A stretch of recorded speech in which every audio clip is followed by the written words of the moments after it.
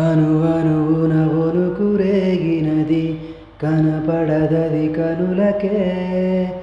అడుగడుగున అడుగుతోంది మది వినబడదది చెవులకే.